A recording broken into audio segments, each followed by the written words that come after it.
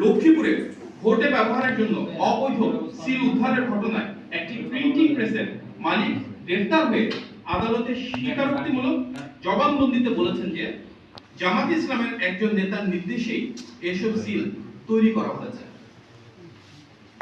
এমনকি তার হোয়াটসঅ্যাপে পাওয়া অর্ডারের তথ্য, জব্দকৃত আলামত ও সংশ্লিষ্ট প্রার্থীর সাথে ঘনিষ্ঠতার প্রমাণও প্রাথমিক তদন্তে পাওয়া গিয়েছে, যা নির্বাচনকে প্রভাবিত করার একটি ষড়যন্ত্রের দিকে ইঙ্গিত দিচ্ছে। আমরা এই ঘটনার সঙ্গে জড়িত সবাইকে আমাদের আওতায় আনার দাবি জানাচ্ছি, সুষ্ঠু তদন্ত চাচ্ছি এবং ইতিমধ্যে গণমাধ্যমে এই বিষয়গুলো আসা শুরু করেছে। আমরা পরিতাপের সঙ্গে লক্ষ্য করছি যে সেই রাজনৈতিক দলটি পরিকল্পিতভাবে ইলেকশন ইঞ্জিনিয়ারিং এর প্রস্তুতি নিচ্ছে বিভিন্ন জায়গায়। লক্ষ্মীপুরে সেই দলের নেতাদের দ্বারা ভোটের সিল তৈরির ঘটনা তারই প্রমাণ।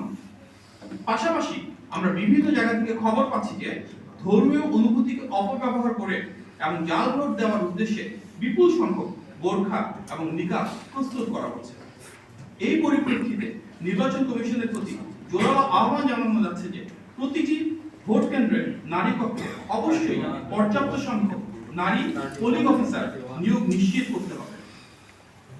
আইন ও বিধিমালা অনুযায়ী মুখমণ্ডল খুলে ভোটের শনাক্তকরণ কার্যকরভাবে সম্পন্ন করছে।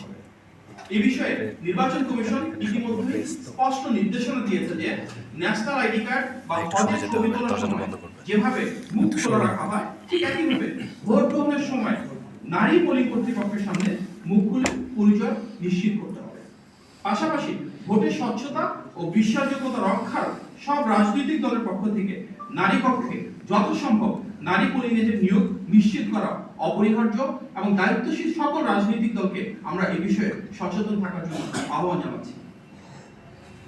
প্রিয় সাংবাদিক ভাই ও বোনেরা, এর আগেও আমরা দেখেছি উক্ত রাজনৈতিক দলটি বাড়ি বাড়ি গিয়ে এনআইডি ও বিকাশ নম্বর সংগ্রহ করেছে।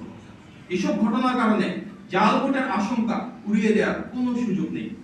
এমনকি অতিরিক্ত ব্যালট ছাপানোর প্রস্তুতির তথ্য আমরা পেয়েছি। এই বিষয়েও আমরা সবার সদয় কামনা করছি যেন সচেতন থাকেন। আমরা দেখলাম রাজধানীর পুরাতন ঢাকার সূত্রাপুরে সেই দলেরই একজন নেতার বাড়িতে অভিযান চালিয়ে ক্রিকেট খেলার 152টি স্ট্যাম্প উদ্ধার করেছেন আইন শৃঙ্খলা বাহিনীর সদস্যরা। তাহলে কি তারা নির্বাচনের সময় দেশব্যাপী সহিংসতার কোনো প্রস্তুতি নিচ্ছে? এমনই যদি হয় তবে এই বিষয়ে নজরদারি বাড়ানোর প্রয়োজন আছে বলে আমরা মনে করছি। আরেকটি গুরুতর বিষয় আপনাদের দৃষ্টি আকর্ষণ করছি, যেটি ইতিমধ্যে আপনারা নিশ্চয়ই জানেন, যে আসন্ন নির্বাচনে পর্যবেক্ষক নিয়োগে নানাবিধ অসঙ্গতি রয়েছে। উদাহরণস্বরূপ People's Association for Social Advancement অর্থাৎ পাশা নামে একটি নাম সর্বস্ব প্রতিষ্ঠান নির্বাচনের সর্বাধিক পর্যবেক্ষক নিয়োগের অনুমোদন পেয়েছে। মোট 55,454 জন দেশি পর্যবেক্ষকের মধ্যে কেবলমাত্র পাশারই রয়েছে 10,559 জন। যদিও বাস্তবে হবিগঞ্জের একটি গ্রামের বাসা একটি কক্ষই এই সংস্থার তথাকথিত কার্যালয় এবং লোকবল বলতে মূলত একজনই, যা ইতিমধ্যে গণমাধ্যমে প্রকাশ পেয়েছে।